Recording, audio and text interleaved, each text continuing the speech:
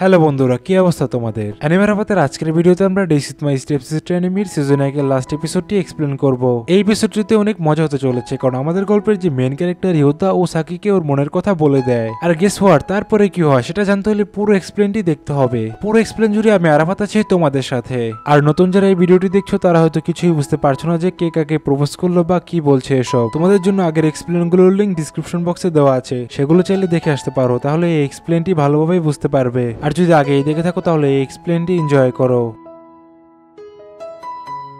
12 নম্বর এপিসোডের শুরুতে আমরা দেখি সাকি ওর সব ফ্রেন্ডদের সাথে মায়ের বাসায় বসে গ্রুপ স্টাডি করছে। স্টাডি শেষে সাকিকে আমরা জেনারেল স্টোরে একটি ছেলের সাথে দেখতে পাই। আর এই ছেলেটি হলো সেই ছেলেটা যার সাথে সাকির দেখা করানোর কথা মায়া ইয়োতাকে গত এপিসোডে বলেছিল। যাই হোক, এরপর আমরা দেখি সাকি আর ছেলেটা একসাথে হেঁটে যাচ্ছে, তখন ইয়োতা ওদের দেখে ফেলে। আসলে ইয়োতা তখন ফুজিনামির সাথে রেস্টুরেন্টে বসেছিল। ফুজিনামি তখন ইয়োতাকে বলে, তোমাকে দেখে চিন্তিত মনে হচ্ছে, তুমি কি নিয়ে চিন্তা করছো? গতকালকেও যখন তুমি এসেছিলে তখনও তোমাকে দেখে চিন্তিত মনে হচ্ছিল, তোমার চিন্তার কারণ কি ভালোবাসা নাকি? এসব শুনে ইয়োতা বলে, এটা কেন জিজ্ঞেস করছো? ফুজিনামি তখন বলে, অন্য কোনো মেয়ের কাছে যাওয়ার কারণ আর কি হবে? তুমি নিশ্চিত কোনো মেয়ের ভালোবাসাকে বলতে চাচ্ছ? এটা শুনে ইয়োতা বলে, আমার সমস্যা এটা যে আমি যাকে ভালোবেসে ফেলেছি তাকে আমার ভালোবাসার কোনো দরকার ছিল না। আর এখন যদি আমি ওকে পেয়েও যাই তাহলে এটা আমার আপনজনদের জন্য ভালো হবে না। আমার সবকিছু বলে যাওয়া দরকার, কিন্তু হয়তো আমি এটা পারছি না। এসব শুনে ফুজিনামি বলে, এই ব্যাপারটা তো সিরিয়াস মনে হচ্ছে। আচ্ছা যাই হোক, কোচিং ক্লাসের পরে কি তোমার হাতে সময় হবে? তাহলে আজকে রাতে বাইরে ঘুরতে যেতাম, আমার ভালো লাগতো।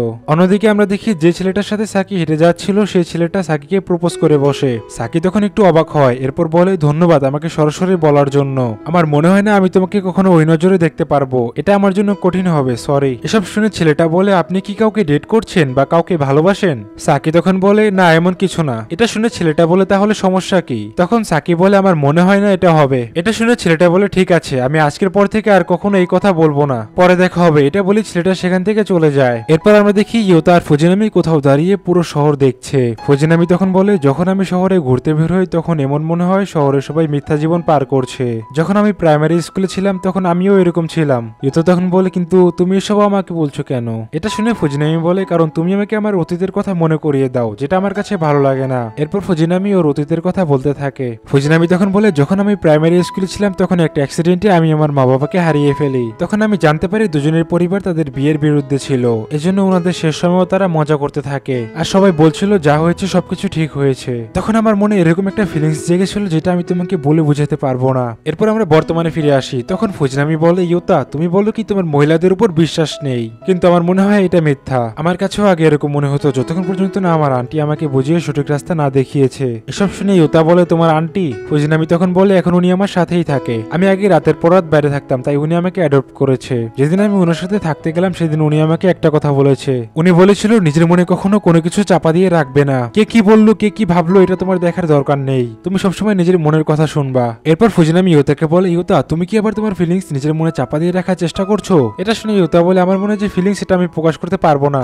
ফুজিনামি তখন বলে, যত তুমি এই ফিলিংসটা নিজের মনে চাপা দিয়ে রাখার চেষ্টা করবো তত তোমার কষ্ট হবে। এটা শুনে ইয়োতা বলে, কিন্তু আমি পারবো না। তখন ফুজিনামি বলে, হ্যাঁ তুমি পারবে, তোমার ফিলিংস এর উপর তোমার অধিকার আছে। এরপর আমরা দেখি পরদিন সাকি আর ইয়োতা একসাথে নাস্তা করছে। তখন ইয়োতা ওর মনের কথা সাকিকে বলে দেয়। সাকি তখন ইয়োতার কথা শুনে মনে করে ও মজা করছে, তাই সাকি ইয়োতাকে বলে, আমি জানি তুমি মজা করছো। এটা শুনে ইয়োতা বলে, তোমার মনে হয় আমি এই বিষয় নিয়ে মজা করব? তখন সাকি বলে, হ্যাঁ এই কথাটাও ঠিক, তুমি বললে তোমার মনে আমার জন্য অন্যরকম ফিলিংস আছে। এটা শুনে ইয়োতা বলে, হ্যাঁ আমি তোমাকে পছন্দ করি। তখন সাকি বলে, মানে একটা ভাইয়ের মতো নাকি অন্যভাবে? তুমি কি আমাকে ভালোভাবে বুঝিয়ে বলতে পারবে? এরপর সাকি সরি বলে সেখান থেকে উঠে চলে যায়। তারপর ইয়োতা সাকিকে ডাকতে যায়। তখন সাকি ওর রুমের দরজা লাগিয়ে কান্না করছিল।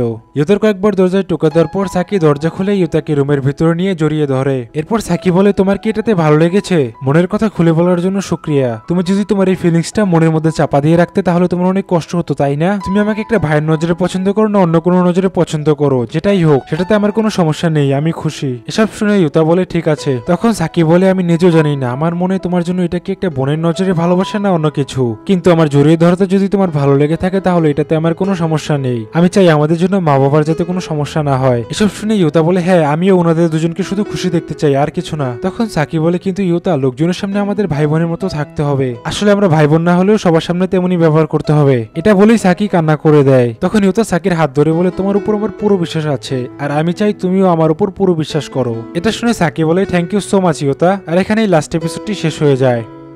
বন্ধুরা তোমরা যারা এই এক্সপ্লেনটি এবং এই অ্যানিমের সবগুলো এক্সপ্লেন পুরো দেখেছো তোমাদের সবাইকে অসংখ্য ধন্যবাদ। আর এই অ্যানিমের গল্পটি তোমার কাছে কেমন লেগেছে কমেন্ট করে জানাতে পারো। খুব শীঘ্রই এরকমই আরেকটি অ্যানিমে এক্সপ্লেন নিয়ে তোমাদের সাথে দেখা হচ্ছে। আল্লাহ হাফেজ।